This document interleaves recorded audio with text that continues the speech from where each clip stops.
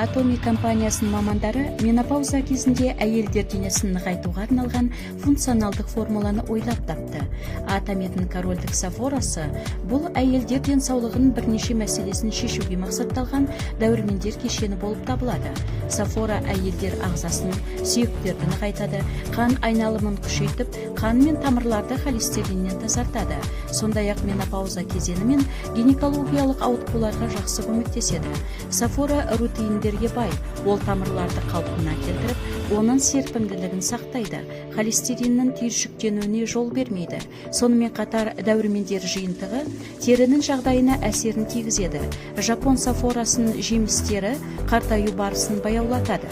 Жасаушаларды қоршаған ортаның теріс әсерінен қорғайды, жеке иммунитетті, коллаген мен эластин синтезін арттырады. Бұл дәрумендердің құрамында жапондық сафора емдік ағашы, қамыс тамырлары, анжелика, анар жемісі, соя бұршағының сығындылары, сондай-ақ изофлавон, гамма, линолин қышқылдары, ДЭК дәрумендер тобы бар. Өнімнің атауы әйелдерге арналған корольдік сафора дәрумендер жиынтығы.